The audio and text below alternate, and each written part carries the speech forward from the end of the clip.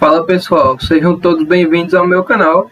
Meu nome é Plínio e hoje nós vamos continuar o curso de Química Básica com a nossa aula 2. Se você não é inscrito no meu canal, se inscreva, curta e compartilhe os vídeos, ativando as notificações para ver a continuidade do curso e muito mais. Na nossa primeira aula do curso de Química Básica, nós falamos um pouco dos conceitos principais primordiais para o estudo da química. Hoje nós vamos falar do último, dar continuidade a ele, que seria o conceito de sistemas. Então o sistema é quando a gente pega uma parte ali do corpo ou uma parte da matéria para análise, para observação, onde colocamos em evidência. Para nós aqui da química, esse é um dos conceitos primordiais, pois tudo que a gente for estudar cabe uma análise bastante detalhada. Então aqui em primeiro lugar, percebemos que sempre que vamos estudar a matéria, precisamos retirar uma parte dela para que essa análise seja facilitada.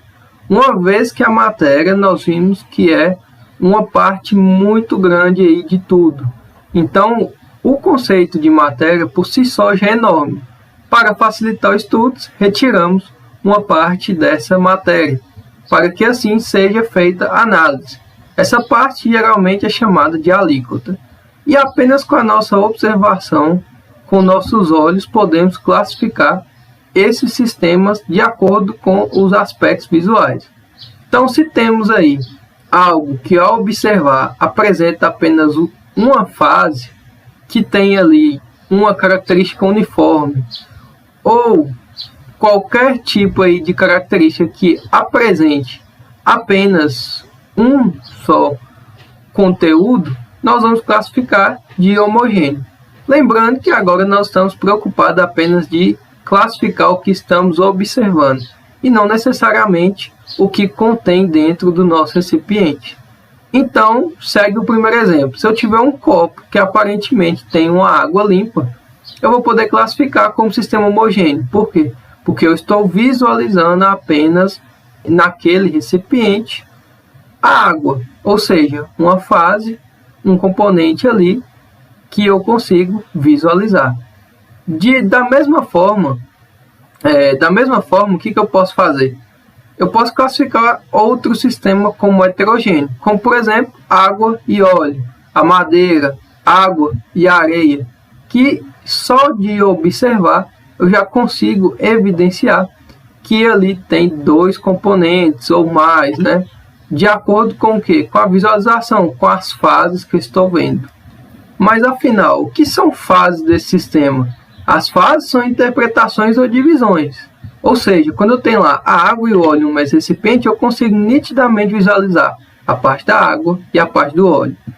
A matéria, ela pode ser representada em seu estágio puro ou em mistura. Essa vai ser a próxima parte que nós vamos analisar. Cotidianamente, sabe-se o quê?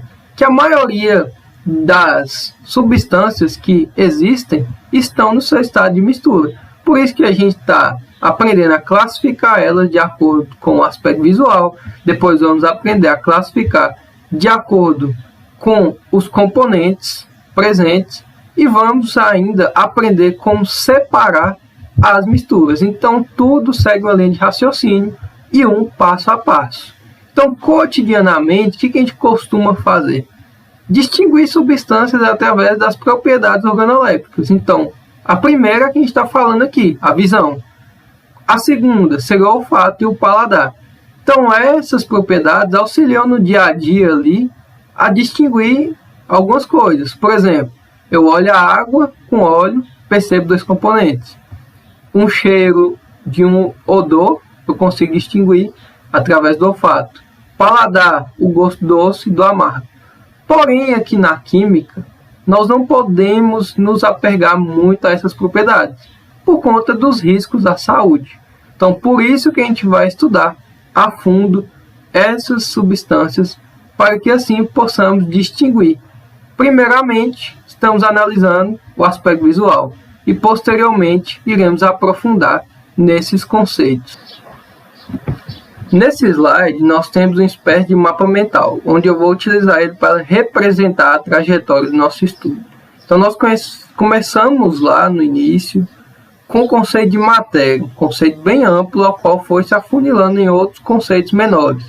Agora a gente já está classificando a partir do aspecto visual. Então, se pode ser um sistema homogêneo, uma fase, ou heterogêneo, mais de uma fase.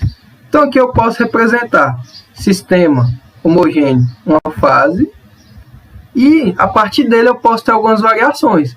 Esse sistema homogêneo meu, por exemplo, um copo com água, pode ser simplesmente água, ou seja, tem o caminho da substância pura.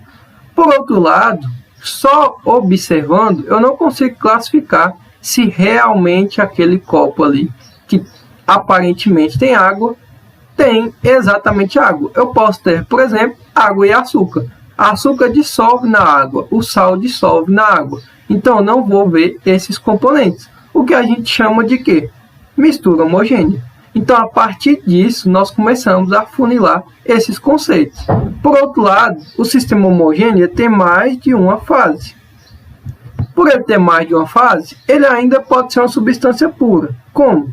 Eu posso ter um copo com água e gelo. Eu vou ter lá a água líquida e o gelo, onde nitidamente eu vou ver as duas fases. Porém, lembrando que a água líquida e o gelo é água do mesmo jeito.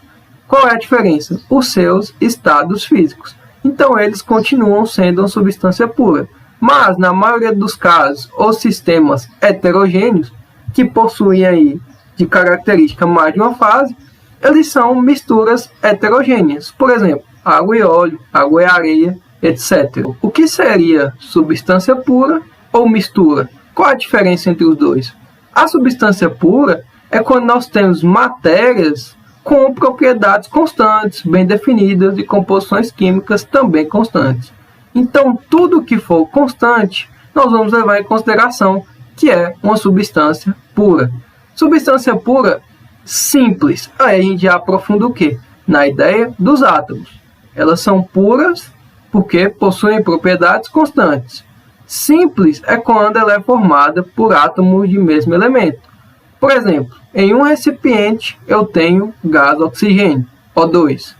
Esse gás O2, o que ele é formado? Por dois átomos de oxigênio ligados aí entre si. E o que acontece? O oxigênio, fazendo essa ligação, ele vai formar uma molécula pura, simples. Por quê? No recipiente eu só tenho oxigênio, então substância pura. E é simples porque é formado por átomos de um mesmo elemento químico. Outro exemplo, N2, H2. Se no meu recipiente eu tiver apenas essas moléculas idênticas, eu chamo de substância pura. E simples por conta que são formados de átomos iguais. Agora, a pura e composta é, por exemplo, a água. A água é a nossa H2O. Essa molécula tem hidrogênio e oxigênio, ou seja, ela é composta por mais de um átomo, composta por átomos diferentes. Porém, se eu tiver um recipiente que contenha apenas água, H2O, H2O, H2O de moléculas, significa que ali tem uma substância pura e composta. Então, ela é pura porque no recipiente só tem água, e composta porque é formada por mais de um elemento. Agora, o conceito de mistura. Então, mistura é quando a gente une mais de uma substância pura. E como a gente viu, a substância pura possui propriedades constantes. Já a mistura não. Por quê? Porque nela já diz união de substâncias puras, ou seja, haverá conflitos de propriedades, onde elas chegarão em uma faixa de variação para ter suas características. Então, a mistura sempre vão conter características variáveis. A partir disso, nós temos misturas homogêneas, que se assemelham muito ao conceito do sistema homogêneo. Porém, aqui nós temos o quê? A certeza dos seus componentes. Então, numa mistura homogênea, eu sei que ela é formada por um componente que tem capacidade de dissolver o outro. No caso, o soluto e o solvente, o que implica em um aspecto único e uniforme. Por exemplo, a água e o sal. O sal aí ele dissolve na água, então visualmente não conseguimos distinguir se na nossa água tem sal ou não. Na mistura heterogênea também se assemelha ao conceito de sistema heterogêneo, onde o quê? são formadas por componentes que não interagem entre si. Então eu tenho a certeza que eles não interagem entre si, eu tenho a certeza que ali tem mais de um componente, só de visualizar, e agora eu também posso afirmar, porque o próprio exercício, ou o conceito, ou o livro já me diz que ali, naquela mistura, tem, por exemplo, água e areia, água e óleo. Então a diferença de sistema para mistura está basicamente na certeza da existência dos componentes ali, seja homogêneo, seja heterogêneo. Então nós temos exemplo de água e óleo, água e sal. Água e óleo seria heterogênea, água e sal seria homogêneo. Vocês podem me perguntar, existe algum caso especial de mistura? Existe. Como analisar gráficos de substância pura e mistura? Então, vou mostrar para vocês aqui na prática.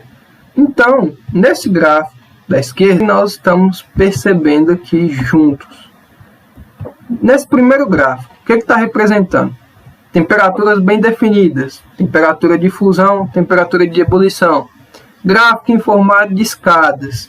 Temos aqui patamares, que representam o quê? A passagem dos estados físicos. Então, no primeiro patamar, nós temos a coexistência do sólido mais líquido, pois aqui está transitando a nossa passagem. Então, ele era sólido e continua passando para o estado líquido. Ele ainda não chegou no líquido. Ele só chega no líquido aqui no final. Mesma coisa lá em cima. Aqui está passando do líquido para o gasoso. Então, aqui a gente tem patamares bem definidos. Assim como do outro lado. Esse é o gráfico do chumbo e o do estanho, esse aqui de azul, onde também temos temperaturas bem definidas. Ou seja, aqui representa um gráfico clássico de substância pura, propriedades bem definidas. Por outro lado, o que eu posso observar nesse gráfico aqui de baixo? Guardem aqueles ali por enquanto. Esse aqui de baixo, o que eu estou notando? Eu não tenho temperaturas definidas, eu tenho uma faixa de variação. Então aqui ó, eu tenho uma faixa de variação no ponto de ebulição e uma faixa de variação no ponto de fusão. Ou seja, representa característica de uma mistura, onde eu não tenho propriedades constantes e bem definidas.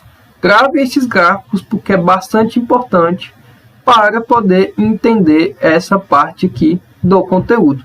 Agora vocês podem observar o seguinte, esse gráfico aqui de cima, esse terceiro gráfico, ele difere de todos o que eu mostrei. Aqui, nessa parte, na região superior do gráfico, onde fica o ponto de ebulição, eu posso perceber que é variável.